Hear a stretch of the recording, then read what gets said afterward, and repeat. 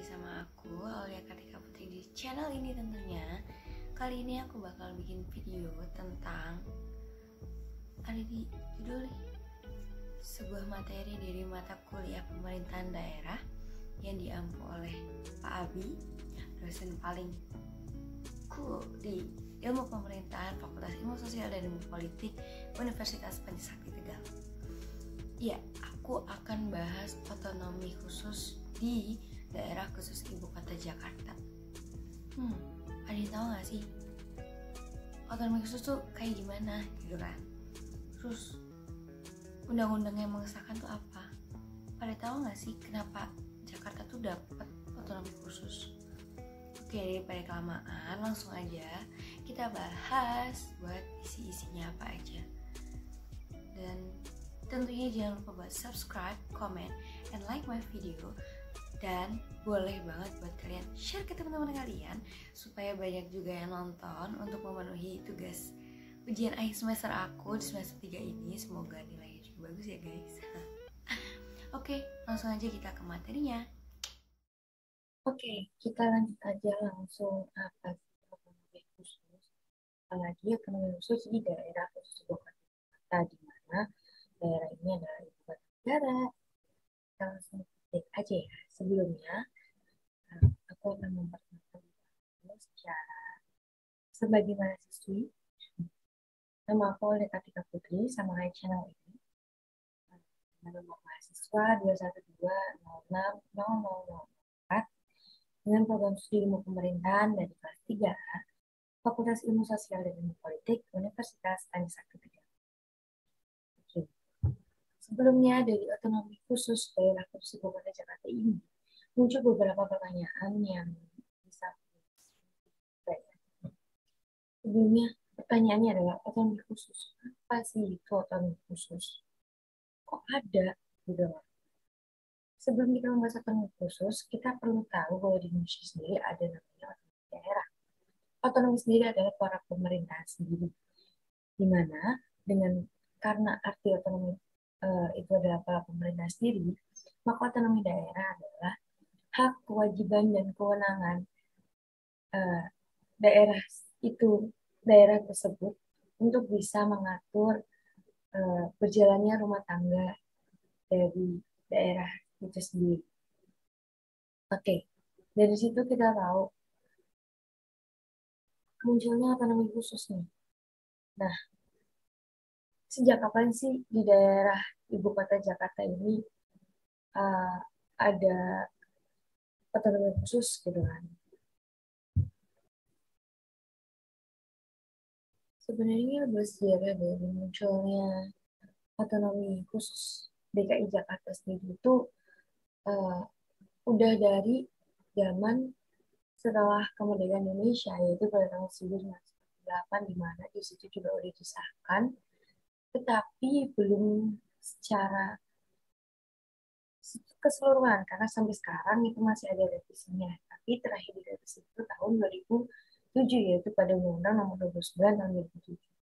Nah, sebelum otonomi khusus, dari Indonesia sendiri memiliki otonomi daerah yang sudah diatur pada Undang-Undang Nomor 23 tahun 2014, di mana sudah melakukan revisi sebanyak 3 kali.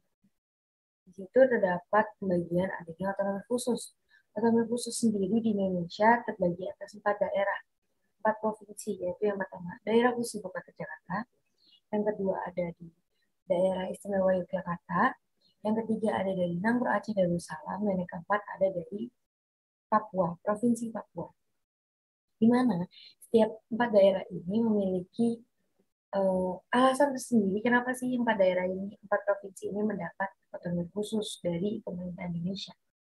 Khususnya di daerah khusus ibu kota Jakarta ini adalah dikarenakan Jakarta adalah ibu kota negara, di mana telah diatur dalam undang-undang bahwa daerah atau provinsi yang menjadi ibu kota negara pasti akan mendapatkan otonomi khusus. Gitu guys. Udah cukup paham lah ya buat awal-awalnya. Jadi ada bayangan kenapa sih Jakarta dapat otonomi khusus, karena yaitu Jakarta sebagai ibu kota negara, di mana kepemerintahannya atau sistem pemerintahannya itu langsung bersama dari pemerintah pusat gitu. Kita next guys. Nah, ini nih 4 deputi pembantu gubernur DKI Jakarta. Tahu nggak sih 4 deputi itu apa aja? Jadi 4 deputi ini adalah singkatnya yang membantu dalam kinerja gubernur DKI Jakarta, karena di DKI Jakarta sendiri di tingkat kabupatennya, tingkat kecamatannya, tingkat kabupatennya itu tidak memiliki DPR, karena DPR itu hanya berada di wilayah provinsi gitu. Nah, dalam kinerja atau dalam sistem pemerintahnya, gubernur DKI Jakarta dibantu oleh 4 deputi. Itu yang pertama ada deputi bidang tata ruang dan lingkungan hidup, yang kedua ada deputi bidang pengendalian kependudukan dan perhubungan, yang ketiga ada deputi bidang industri, perdagangan dan transportasi, dan yang keempat adalah deputi bidang budaya dan pariwisata.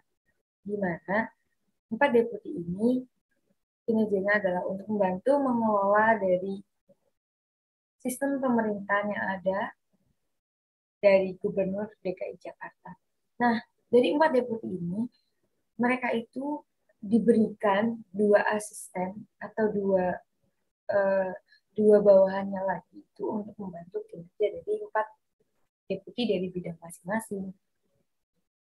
Nah, dalam kinerjanya mereka sudah dipisahkan secara rinci. Jadi, ketika mereka kerja, ketika mereka sudah membantu untuk membantu Gubernur Jakarta, mereka sudah memiliki posisinya masing-masing, di mana juga dibantu oleh 2 asisten setiap bidangnya. Jadi bukan 2 asisten 4 bidang, tapi setiap bidangnya itu dibantu oleh 2 asisten. Oke, next. Nah, tadi kan kita udah bahas tuh dari apa sih otonomi khusus, terus deputi yang untuk gubernur gitu kan. Sekarang adalah tujuan otonomi khusus di daerah khusus Gubernur Jakarta. Apa aja sih? Itu ada 4. Yang pertama, peningkatan hidup. Yang kedua, pengamuran kesejahteraan masyarakat. Yang tiga, penegakan hak asasi manusia, dan yang keempat adalah penerapan tata kelola pemerintahan. Yang pertama ada yang meningkatkan taraf hidup. Di mana di sini Jakarta kita tahu bahwa banyak sekali peluang kerja, lapangan pekerjaan yang diberikan dari pemerintah kepada para masyarakat. Dan karena ibu kota Jakarta adalah ibu kota negara, banyak sekali masyarakat dari luar daerah, terutama dari daerah-daerah kecil, banyak sekali yang sekedar untuk mencari lapangan pekerjaan di Jakarta. Lalu kita tahu bahwa Jakarta sudah sangat padat, masyarakatnya sangat penuh, penduduknya sangat berada di berbagai daerah Jakarta, dan di mana banyak juga masyarakat yang tidak memiliki rumah hingga tidur di emperan jalan, terus juga hidup di bawah di kolong jembatan, terus ada yang sampai tidur yang membangun rumah di samping-samping kereta, karena banyak yang kurang mampu untuk membeli tanah untuk dijadikan rumah. Bahkan banyak sekali sengketa tanah yang terjadi di Jakarta, ibu kota Jakarta.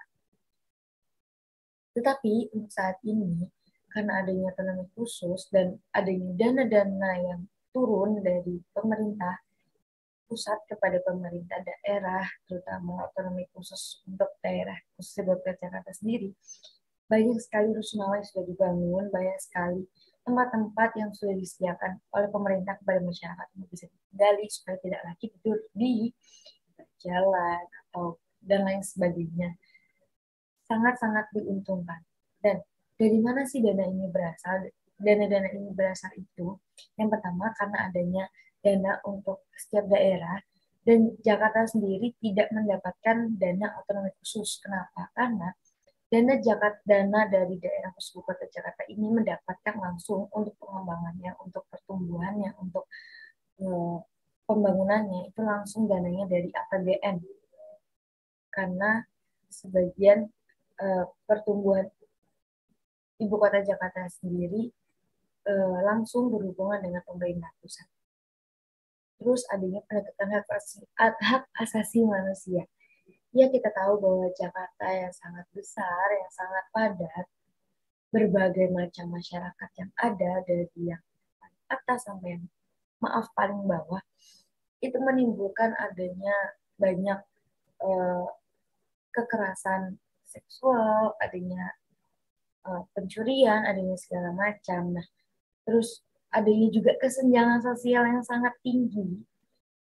Nah, di sini tuh tujuannya otonomi khusus itu supaya eh, adanya kesenjangan sosial ini tuh diminimalisir, bukan dihilangkan. Karena kalau dihilangkan menurut saya terlalu sulit. Adanya adalah untuk diminimalisir atau dikurangi adanya kesenjangan sosial. Jadi, antara yang kaya dan yang kurang mampu itu tidak terlalu jauh hak asasi manusianya. Jadi harus sama-sama memiliki hak asasi manusia yang sama yang sudah diatur juga dalam pemerintah. Gitu. Nah, yang keempat adalah penerapan tata kelola pemerintahan yang baik. Karena memiliki otonomi khusus, otomatis dalam pemerintahannya juga khusus dalam pemerhatiannya gitu dari pemerintah pusat kepada DKI Jakarta. Nah, pemerintahan yang baik itu dengan tata kelola pengembangannya yang baik juga. Oke, gitu. Selanjutnya adalah kekhususan DKI Jakarta.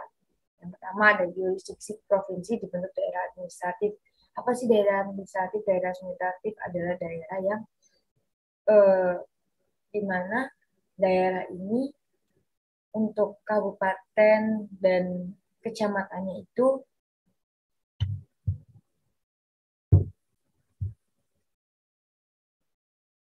jurisdiksi provinsi dibentuk daerah administratif, di mana untuk daerah-daerah ini tidak lagi dibentuk daerah otonom, tapi adanya daerah kabupaten, misalnya kota-kota administratif, kecamatan administratif, di mana tempat daerah-daerah adalah daerah untuk wilayah kerja, bukan untuk wilayah pemerintahan. Gitu. Seperti yang tadi sudah saya jelaskan bahwa di Jakarta sendiri itu untuk DPR-nya hanya ada di tingkat provinsi, tidak ada di daerah kabupaten ataupun kota. Yang kedua adalah wali kota atau bupati berperan sebagai perangkat provinsi dan berstatus PNS. Wali kota atau bupati ini tidak dipilih dari pemilihan rakyat, tapi langsung dipilih oleh gubernur. Dan di bawahnya lagi untuk kecamatan, desa ataupun kelurahan itu terpilihnya itu berdasarkan dari apa ya, bisa dibilang adanya asumsi atau misalnya nih ada kecamatan mana yang butuh seorang pemimpin. Nah, bupati atau wali kota itu berhak menyampaikan atau berhak memberikan saran kepada gubernur bahwa orang ini tepat untuk menjadi camat. Nah, nanti gubernur yang mengiyakan atau tidaknya orang tersebut untuk menjadi camat di daerah tersebut. Jadi tidak melalui pemilihan daerah, hanya pada tingkat provinsi saja adanya pemilu atau pemilihan daerahnya. Seperti itu. Yang ketiga adalah kota atau kabupaten Australia tidak memiliki DPD diganti dengan Dewan Kota. Nah, yang tadi aku sebutin, nggak ada DPRD, jadi adanya diganti dengan Dewan Kota atau kabupaten yang membantu mengawasi berjalannya bupati atau wali kota yang bergerak di Provinsi DKI Jakarta. Dan yang keempat adalah penyelenggaraan pemerintahan. Gubernur dibantu oleh 4 deputi yang tadi udah aku jelasin.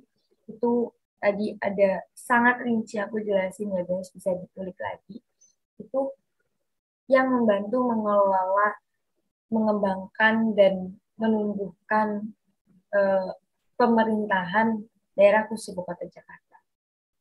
Oke, ada lagi nggak sih yang mau tanya? Itu sih penjelasan dari aku ya. Dan yang perlu dijelaskan di sini sekali lagi adalah walaupun DKI Jakarta mendapatkan otonomi khusus, tapi Jakarta tidak mendapat dana otonomi khusus karena sudah bersama langsung dengan APBN. Jadi untuk dana-dananya itu memang mendapatkan dana seperti daerah lainnya, tapi untuk pengembangannya khusus di Ibu Kota Jakarta ini mendapatkan dana dari APBN karena langsung bersangkutan dengan pemerintahan pusat. Gitu. Tidak seperti yang lainnya, seperti Aceh dan Papua. Gitu ya. Dan tentu saja jangan pernah disamakan dari daerah Jakarta, Istimewa Jakarta, terus Papua dan Aceh, karena pemberian otonomi khusus keempat daerah ini sangat-sangat berbeda. Yang pertama Jakarta itu juga karena sebagai ibu kota negara, Aceh dan Papua diberikan keistimewaan atau diberikan kekhususan karena sejarahnya atau karena beberapa kali itu sempat eh, apa ya, intinya adanya otonomi khusus ini untuk bisa menyatukan daerah-daerah tersebut kepada untuk kembali ke untuk bisa bersama Indonesia terus gitu. Jadi biar Indonesia itu bisa terus mengikat daerah-daerah ini. Nah, dari Jogja sendiri yang pertama juga karena pernah menjadi ibu kota negara, yang kedua karena memang bentuknya ini adalah kerajaan di mana dipimpin oleh Sri Sultan Hamengkubuwono X untuk saat ini gitu. Oke guys.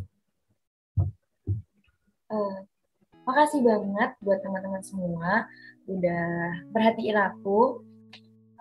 Makasih banyak. Kalian juga bisa kepoin aku.